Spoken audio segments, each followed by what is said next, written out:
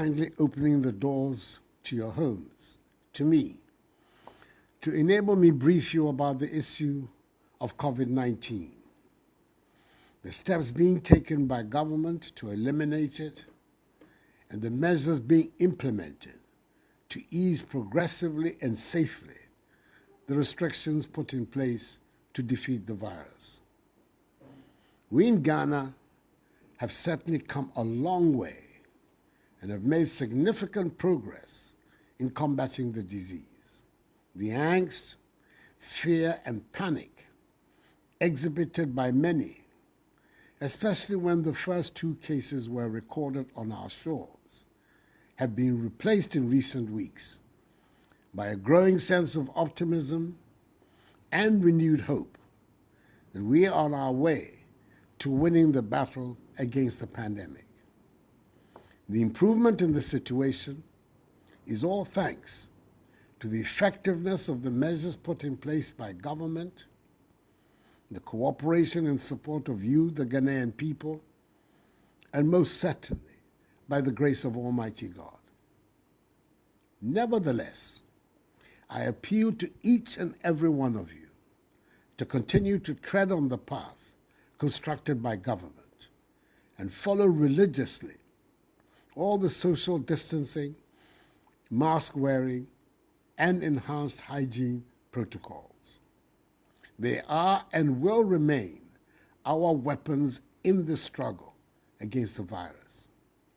In the same manner, we have to remember to continue improving our fitness by exercising and eating well, patronizing our healthy Ghanaian foods, which will boost our immunity to disease and help us in the fight against the pandemic.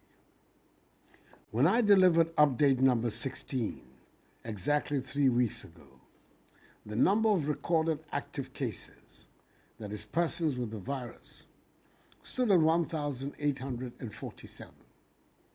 This number, as of Friday, 18 September, has reduced considerably to 507 persons. There are currently some regions in the country without active cases. Greater Accra, Eastern, Ashanti, and Central regions account for some 80% of the active cases. As of Friday, 18 September 2020, the total number of tests conducted is 470,730. So far, a total of 45,258 persons have recovered, and 297 persons, a great majority of them with underlying illnesses such as hypertension, diabetes, chronic liver disease, and asthma, have sadly died. In the face of these encouraging statistics, I know there are many who are wondering why I have not announced a complete return to normalcy in all aspects of national life, because they believe the figures suggest we've turned the tide in the fight against the virus. Yes, our death rate continues to be low, and our hospitals have mercifully not been overwhelmed, as there are presently only 20 severe and critical cases. Indeed, there are a lot of empty beds in our treatment centers, and the isolation centers have virtually no patients under care. But truth be told, we cannot afford at this critical moment to throw caution to the wind and destroy the incredible amount of work undertaken by government, health officials, heroic frontline health workers, and members of the security agencies in bringing us this far. Now more than ever, we must be even more disciplined in our adherence to the personal hygiene, mask wearing, and social distancing measures that have become part of our daily routines. That is the way to eliminate the virus altogether. The experience in other parts of the world show us that the virus can return with a vengeance once you let your guard down. Fellow Ghanaians, in my last address, I announced the reopening of our international airport, Kotoka International Airport, signaling our gradual reintegration with the rest of the world. 16 out of the 23 airlines that operated in Kotoka prior to its closure have again commenced flights to and from Accra. As of yesterday, Saturday, 19 September, a total of 10,061 passengers had been tested at Kotoka. In spite of the requirement that all passengers must be in possession of a negative PCR test result upon their arrival in Ghana, a test which should have been conducted not more than 72 hours before the scheduled departure from the country of origin. A total of 26 positive cases had been recorded from the tests at Kotoka. Let us pause for a moment and imagine what would have happened if these 26 positives had not been detected and had been allowed to mingle with the population.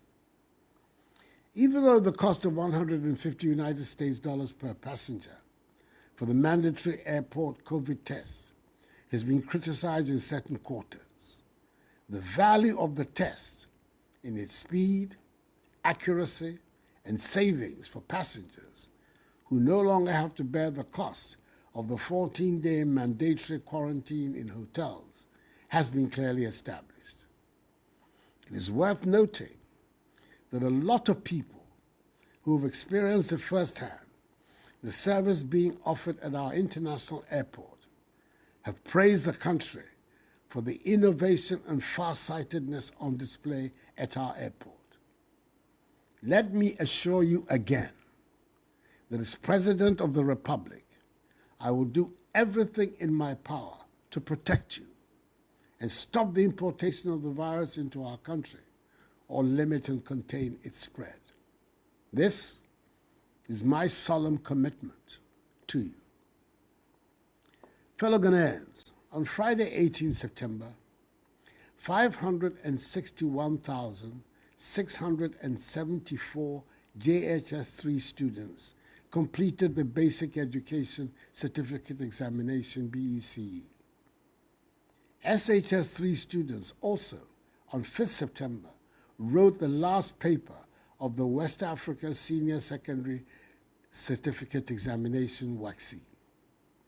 I am particularly excited at this development because despite the fears and genuine anxiety expressed by some and the criticisms proffered by some in the political space, these students have gone to school, studied, sat, and completed their examinations unscathed. Their forward march in life has not been interrupted. And by the grace of God, the predictions made by some of widespread infections and even deaths did not materialize. I pledged I'll be the last person to put the lives of students at risk, and I express my deep appreciation to all parents and guardians for the trust reposed in me and my government. I pray for the success of the students in their exams.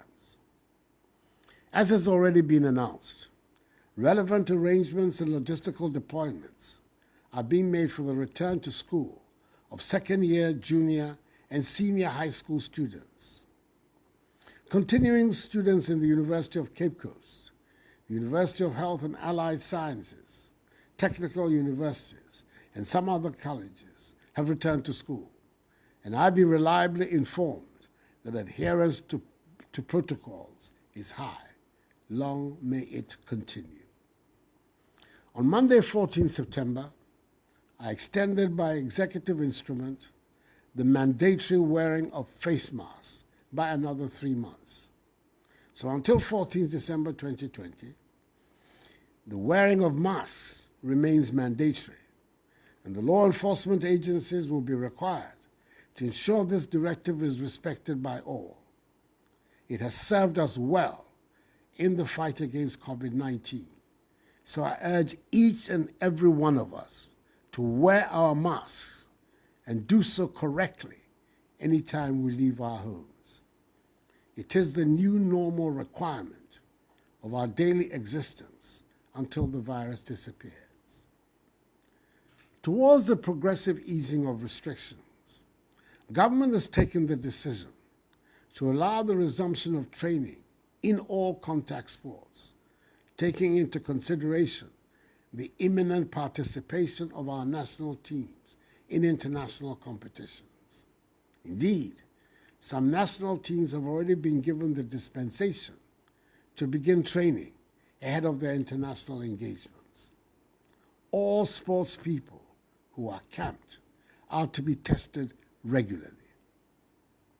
Fellow Ghanaians, with respect to football, after due consultations with the Ghana Football Association, it has been decided that the Ghana Premier League and the Division I Football League will restart on Friday, 30th October, with a full regime of testing of the players, technical and management staff. No spectators will be allowed at the training centers. And when actual competition resumes, seating at all stadia will be limited to 25% capacity to ensure social distancing. Wearing of masks by spectators at stadia will be mandatory. The restart of all other sporting competitions will be determined on a case-by-case basis, pending consultations between the Ministry of Youth and Sports and the respective sport associations. Private burials, still with a maximum of 100 persons, can continue to be performed. Our borders by land and sea will remain closed to human traffic until further notice.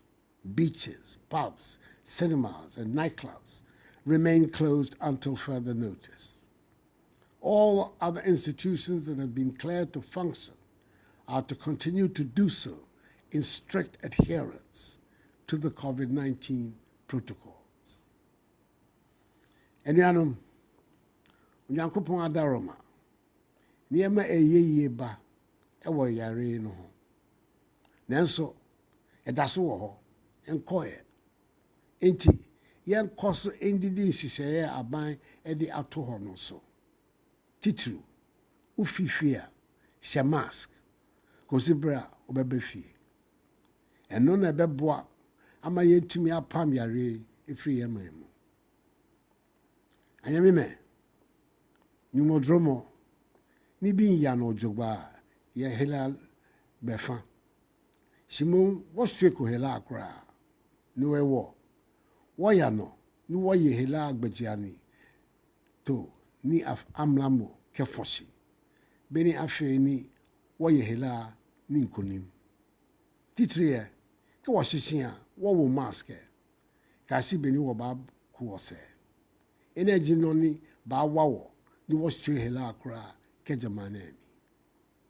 Fellow Ghanaians, as we work to rid the virus from our shores, let us continue to remember at all times that this virus is no respecter of persons and has wreaked its havoc on every country on the planet.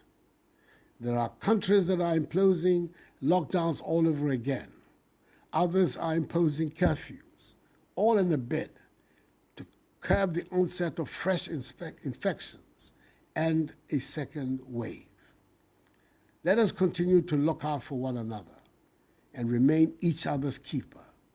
United and with one goal in mind, we will emerge victorious in the fight against COVID-19. 0 active cases must be the ultimate aim. My rallying cry to you all remains, this too shall pass, for the battle is the Lord's. May God bless us all in our homeland, Ghana, and make her great and strong. I thank you for your attention, and have a good night.